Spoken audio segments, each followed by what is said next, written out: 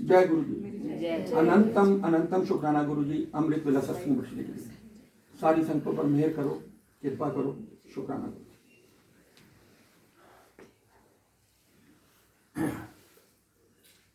जय गुरु जी। 26 जनवरी, 15 अगस्त, हम हर त्यौहार मनाते हैं, दिवाली, होली, लोहड़ी, बर्थडे सेलिब्रेशंस, पर ये हमारे देश के सबसे बड़े त्यौहार हैं, 26 जनवरी और 15 अगस्त। आज उसी के लिए, आज उन सैनिकों के लिए हमने उनकी याद में 5 मिनट प्रेयर की। आज रिपब्लिक डे परेड में हम बहुत बचपन से देख रहे हैं कि कैसे वो राष्ट्रपति जो हैं अवार्ड देते हैं, जिनके छोटी छोटी उम्रों में जो उनके पति शहीद हो जाते हैं, और सल्यूट है उनको। हम तो कोई किसी तरह से कोई शुक्राना ही नहीं अदा कर सकते, उनको याद ही कर सकते हैं। पर आज हम सब की तरफ से फिर उनको, उन सारे सैनिकों को जो देश के लिए शहीद हुए, यहाँ आज वो सरहदों पे खड़े हैं, गर्मी सर्दी -डिग्री टेम्परेचर में खड़े हैं हमारे देश की रक्षा के लिए और हमारी रक्षा के लिए। तो बहुत बहुत सल्यूट है गुरु महाराज के इस दरबार में उनको, और बहुत बड़ी कुर्बानी है। हम तो क्या सेवा करेंगे और क्या कुछ कर सकते हैं, बट जो उनकी सेवा है वो शायद उनको ही महाराज ने बख्शी हैं ऐसी सेवाएं, जो अपना शहीद हो जाते हैं और छोटी छोटी उम्र में उनके परिवार में एक इंसान चला जाता है, तो कोई हम शब्दों में बयान नहीं कर सकते। तो सबकी तरफ से आज सारे उन सैनिकों के लिए सल्यूट है, और उनके लिए, सारे सैनिकों के लिए जो शहीद हुए उनके लिए श्रद्धांजलि है। सत्संग पहले तो वही शुक्राना से करेंगे, जो 4 लाइनें हमें महाराज ने ऐड कराई हैं कि इसके शुरुआत हम इसी से करते हैं कि बहुत बहुत बड़े भाग्य होते हैं जब हमें मनुष्य जोनी मिलती है। उसके बाद थोड़े भाग्य होते हैं हमें अपना सुंदर परिवार मिलता है, थोड़े भाग्य होते हैं हमारा मकान बन जाता है, थोड़े भाग्य होते हैं हमारे पुत्र पैदा हो जाता है, थोड़े भाग्य होते हैं हमें अच्छा व्यापार, अच्छी नौकरी मिलती है, और बहुत बड़े भाग्य होते हैं जब हमें ये गुरु परिवार मिलता है। आज गुरु परिवार की जो महाराज के उस टाइम के वचन हैं, आज वैल्यू पता लग रही है। इस लॉकडाउन ने तो बहुत ही करीब बना दिया गुरु परिवार को, कि गुरु परिवार बहुत बड़ी हमारे लिए बख्शिश है, और बहुत बड़ा शुक्राना है उनको। ये गुरु परिवार महाराज जिस तरह से बढ़ाए जा रहे हैं और बन रहा है, ये उनके वचन पूरे हो रहे हैं। और उसके बाद एंड में शब्द नहीं है इसके लिए, शुक्राना इसके लिए शब्द नहीं है। बहुत बड़े भाग्य होते हैं जब हमें ये सत्संग की घड़ियां नसीब होती हैं। तो बहुत शुक्राना है महाराज सारी संगतों की तरफ से। सत्संग रोज ही सत्संग है। आज पहले तो मैं शुक्राना करूंगा। शुक्राना तो खैर गुरु महाराज का ही है, जरिया पर वही बात है कि जरिया कौन बनते हैं, और इस परिवार का शुक्राना। आज हम सब जान चुके हैं कि लगभग 450 डेज, 450 दिन का रेगुलर नॉन स्टॉप अमृत वेला इस परिवार को महाराज ने बख्शा। उनके साथ साथ हमें भी बख्शा, कहीं के 1 चलिया हुए, कहीं के 2, कहीं के रेगुलर हो गए, और हम उस जरिए के माध्यम से आज इस दरबार में आके हमारी हाजिरी लगती है। और उनके तो कर्मास, उनकी जो तपस्या, वही बात है कि इस जन्म का तो कुछ नहीं हो सकता, ये कई जन्मों की तपस्या है, कई जन्मों का तप है, कई जन्मों का नाम जपना है, तब जाकर ये अवस्था प्राप्त होती है, और तब जाकर ये बख्शिश होती है। ये इतिहास लिखा गया है। मेरी जितनी भी जर्नी है, मैं अगर नंबर से गिनूं तो कहने के लिए होता है कि 22 साल हो गए जर्नी में गुरु जी के साथ, पर वो हमारे हिसाब से 22 साल हैं। बट हमें नहीं पता हम गुरु महाराज से कब से जुड़े हैं। ये इस चीज़ को प्रमाणित करता है कि अंकल को जुड़े हुए, इस परिवार को जुड़े हुए ज़्यादा नहीं टाइम हुआ, 6-7 साल हुए हैं। पर वही बात है, नंबर गेम यहाँ नहीं है, जुड़े कब से हैं। पर हमारा तप जप और आज जिस तरह से बख्शिश हुआ है, ये शायद ही बिरलों को होता है। हम सब जानते हैं, एक सत्संग कराना हो तो पहले महाराज बख्शते ही नहीं, हम अरदास करते रहते हैं। बड़ी मुश्किल से, बड़ी अरदासों के बाद एक सत्संग बख्शा जाता है। और एक सत्संग जब हम करते हैं अपने घरों में, सबको एक्सपीरियंस है, तो हमारी मतलब 15 दिन पहले टेंशन शुरू हो जाती है।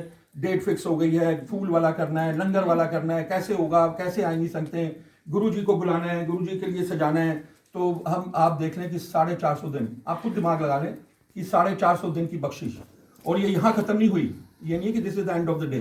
अंकल को प्रण है, महाराज ने दिया है कि जैसे अंकल बार बार बोलते हैं, जब तक सांस रहेगी, महाराज उनको बार बार अरदास करते हैं कि मेरा अमृत वेला ना छूटे। और मैं अपने लिए तो करूं, पर अपने साथ साथ संतों को भी इसमें जोड़ूं, और यही प्रयास है। आज एंड तक रोज ही हो गया। अब तो पहले किसी टाइम पे हम कहा करते थे शुरू में कि मंडे टू फ्राइडे संगतें आती हैं और सैटरडे संडे हाउसफुल होता है, पर उसके ठीक 2-4 दिन बाद ही हाउसफुल होना शुरू हो गया था, यहाँ पे रेगुलरली शुरू हो गया था। और यही अंकल शेयर करते थे, 2 महीने पहले अंकल ने शेयर करना शुरू कर दिया कि अंकल कोई बड़ी जगह देखो, अब बड़ी जगह देखो। मैंने कहा अंकल इतनी बड़ी जगह कम है क्या, बहुत बड़ी जगह है। आप 3 लोग घर के हो पहली बात तो। अब जब हम किसी की अंकल के लिए, क्योंकि रियल स्टेट में हूँ, तो महाराज ने ये भी जरिया बनाने वाली बात है। जब विपुल वर्ल्ड में अचानक लैंडलॉर्ड ने नोटिस दे दिया, 1 हफ्ते का ही नोटिस था शायद, कि 1 हफ्ते का ही टाइम देता हूं कि मैं इसके बाद आपके यहाँ सत्संग नहीं होने दूंगा।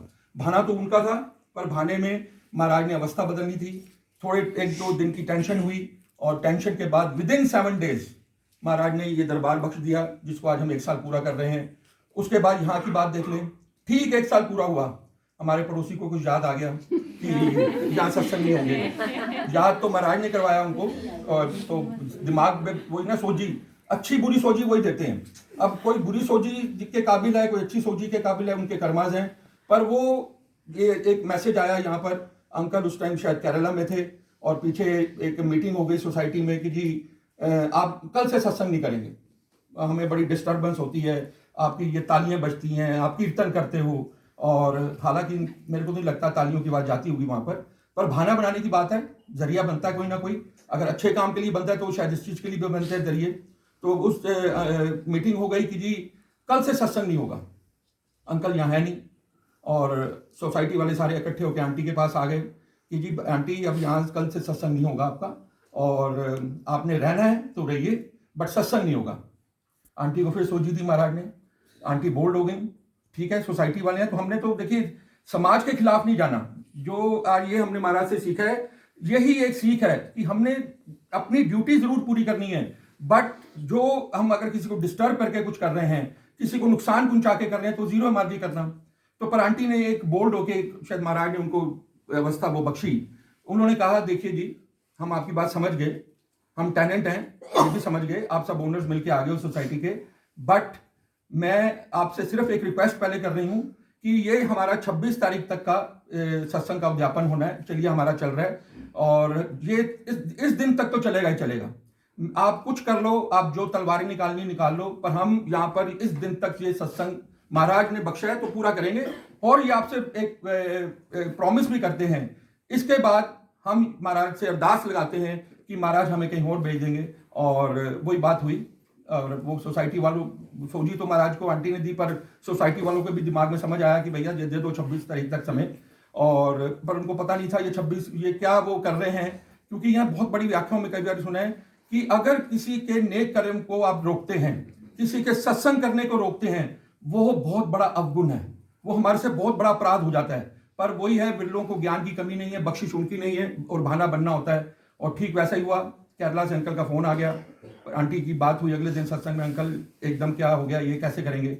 वही बात है, विश्वास तो अंकल का था, फ्रैंकली मेरा तो विश्वास नहीं होता इतना, अंकल का विश्वास बहुत स्ट्रांग है। अंकल का विश्वास था, और पहले से चल रही थी 2 महीने से कि जगह देखो बड़ी, जगह देखो बड़ी।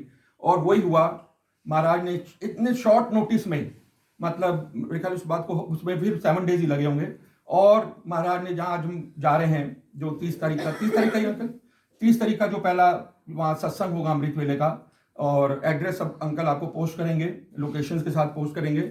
और महाराज ने अवस्था, पहले विपुल वर्ल्ड छोटी जगह, ये बिला बहुत बड़ी है फिर भी छोटा, पर अब जहाँ भेज दिया है वो तो जो चाहते थे, जो इनकी सोच थी। अब जब हम ओनर से बात करते हैं कि जी ऐसे एक परिवार के लिए जगह चाहिए, बिजनेसमैन है, और तो उन्होंने कहा अच्छा जी कितने लोग हैं परिवार में। मैंने कहा जी 3 लोग हैं, एक अंकल हैं, एक आंटी हैं, और उनकी मदर हैं। वो मेरी शक्ल देखते हैं कि आपको एक इतना बड़ा विला 3 लोगों के लिए चाहिए। वो तो बड़ा उनको डाउट हो जाता है कि ये कोई दूसरा गड़बड़ काम तो नहीं है, हम दें ना दें, क्योंकि 3 लोगों के लिए कौन इतना बड़ा विला लेगा जिसका बहुत बड़ा रेंट है। और उनका ये क्वेश्चन बड़ा जायज़ था। अब मैं उनको क्या समझाऊं। मैंने कहा अंकल थोड़ा सा मैं अपनी भावना से समझा सकता हूं। वो एक गुरु परिवार है, और शायद आपने कहीं सुना हो, वो बाई चांस DLF में रहते हैं ओनर, और वो भी कपूर हैं, और 3 कपूर हो गए हैं इकट्ठे, शरद कपूर, मैं और राजेश कपूर। तो वो मैंने उनको फिर अपनी तरफ से उनके आज्ञा से समझाया कि अंकल हमारा एक छोटा सा गुरु परिवार है, शायद आप अगर गुड़गांव में रहते हैं तो शायद आपको भी सुनने में कभी आ गया होगा कि ऐसे कोई परिवार है गुड़गांव में, सेक्टर 70 में, वहाँ अमृत वेला चल रहा है और बहुत समय से चल रहा है। तो हाँ अंकल, हाँ मैंने सुना तो है। मेरे भी बड़े वो गुरु परिवार में जानने वाले हैं, वो भी जानने वाले हैं। वो अपना बताने लगे, वो गुरु संगत नहीं थी, पर उनके घर में बहुत आसपास के लोग गुरु परिवार के थे। तो उनको ये सुनने में आया हुआ था कि मतलब ऐसा सत्संग होता है। तो मैंने कहा भाई यही हमारा जो सत्संग है, हमें इतनी बड़ी जगह, ये इतना बड़ा जो क्योंकि शहनशाह के शहनशाह हैं, इनके कोई काम छोटे नहीं होते। इनकी चॉइसेस आपको पता है, इनके आप कपड़े देख लो, इनकी टी शर्ट देख लो, कोई ब्रांड से कम नहीं पहना इन्होंने। वो इनके शूज देख लो, ये मतलब क्या इनका शब्दों में बयान नहीं हो सकता। इतनी एक लाइन में कह सकते हैं शहनशाह के शहनशाह हैं। और ये शहनशाह के शहनशाह हम सब संतों को भी शहनशाह बना देते हैं। बस हमारी अवस्था चाहिए, हमारी वो भावना चाहिए, क्योंकि ये तो सिर्फ भाव के भूखे हैं, ये आपके सिर्फ प्यार के भूखे हैं, कुछ नहीं मांगते। सिर्फ इनकी एक लाइन थी, मैनू याद करया करो, मैनू याद करया करो, बाकी सब मैं कर लांगा। और ये फैक्ट है, मेरी तो लंबी जर्नी, छोटी जर्नी जितनी है, आज हजारों लाखों करोड़ों संगतों से जब बात होती है, वो कहते हैं जीवन बदल गया जब से इन्होंने शरण में लिया। हमने नहीं इनको चुना, जब से इन्होंने शरण में लिया हमारा जीवन बदल गया। किसी का छोटी लेवल पे बड़ा, किसी का कैसे बड़ा, ये तो हम सब जानते हैं। तो यह शुक्राना है हमारा, तो हर भाने का शुक्राना। और हर रोज सत्संग, अंकल कहते हैं सत्संग ही सत्संग। आज मैं अपना सत्संग पहले अभी से आज से शुरू करता हूँ।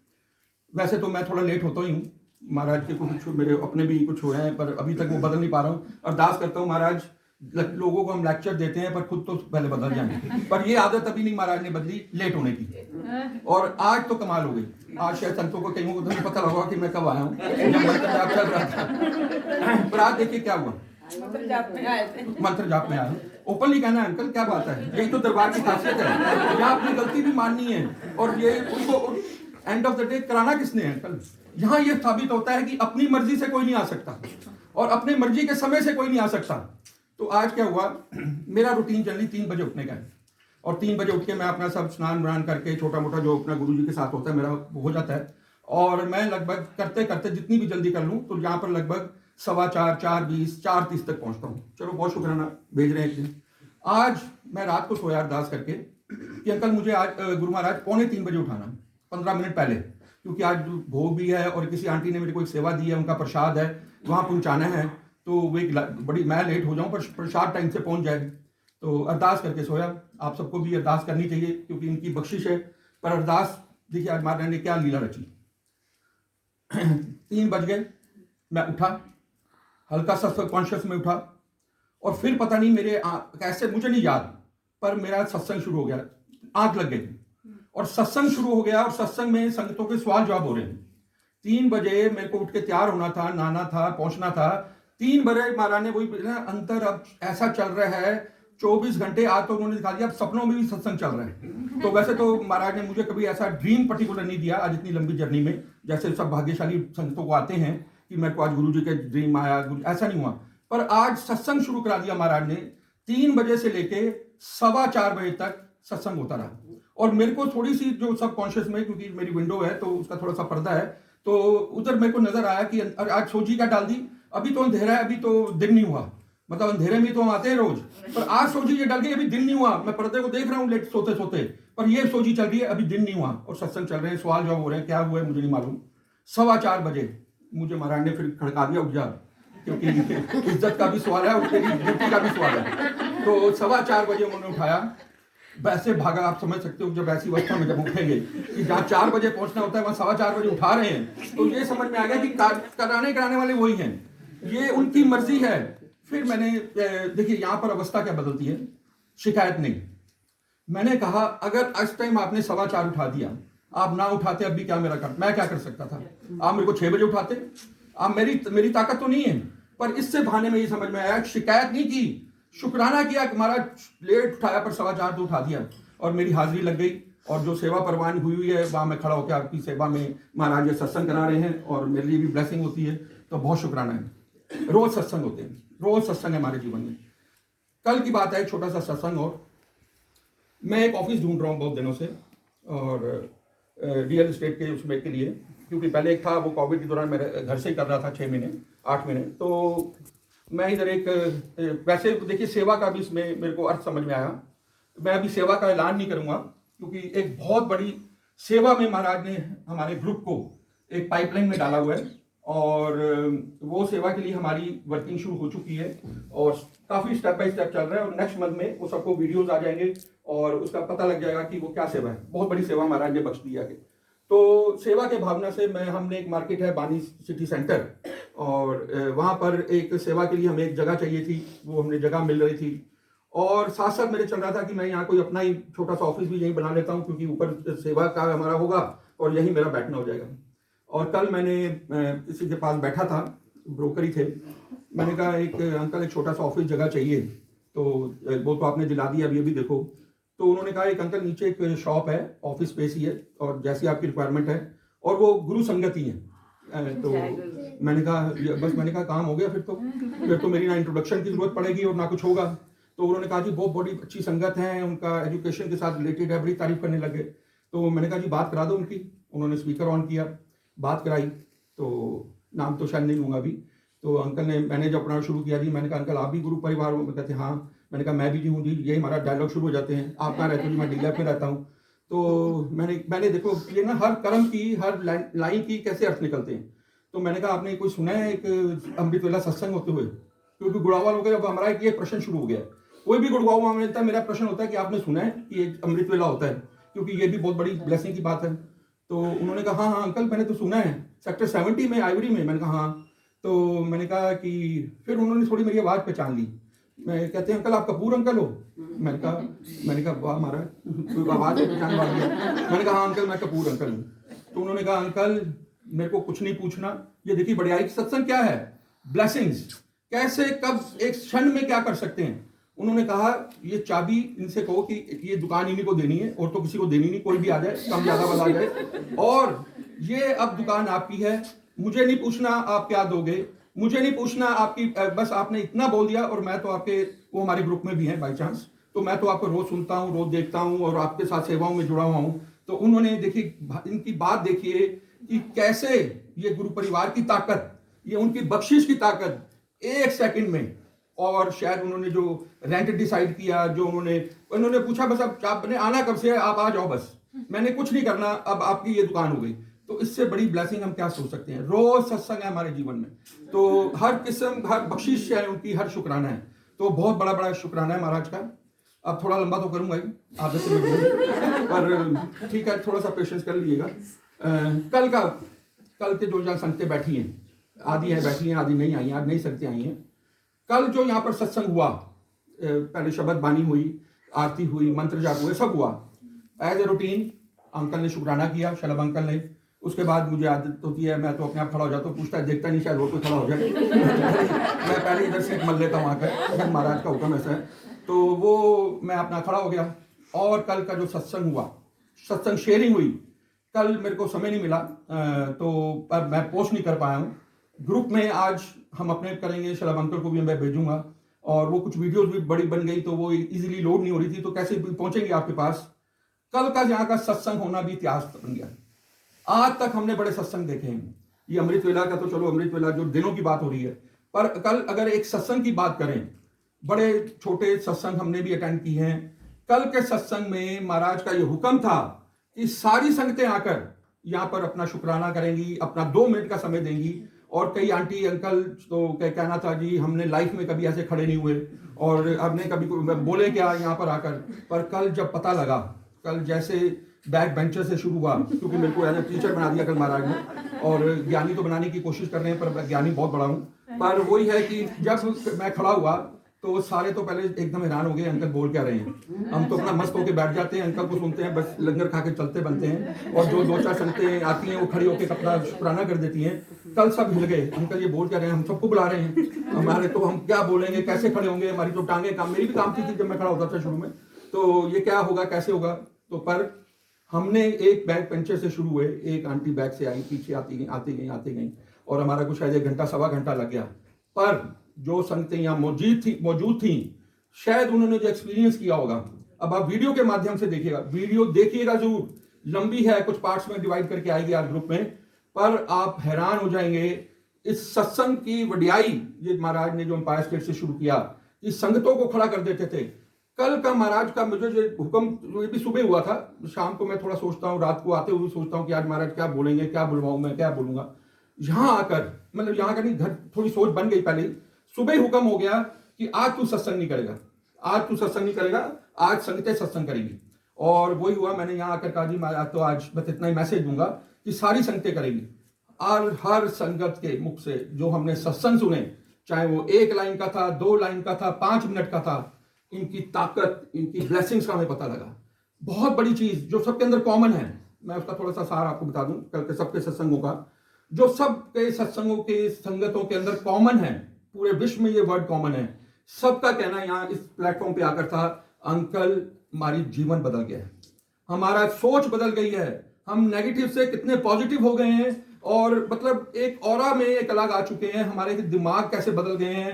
कई आंटियों ने शेयर किया, नाम नहीं अब लूंगा, 2-3 आंटियों ने शेयर किया कि मेरे में क्रोध बहुत था, बहुत क्रोध था, मुझे में बहुत क्रोध है, मेरी भी अरदास है महाराज ये विकार निकालो, अभी निकल रहा है। तो कल जो संगतों ने शेयर किया, एक समअप कर रहा हूं। पहला तो जीवन बदल गया, सोच बदल गई, नेगेटिविटी से पॉजिटिविटी में आ गए। उसके बाद ऐसे इंडिविजुअल शेयरिंग 2-3 संगतों ने की, मेरा क्रोध बदल गया, मतलब मैं आज इतनी, मेरी जो मेरा करैक्टर है, मेरे से क्रोध कंट्रोल नहीं होता।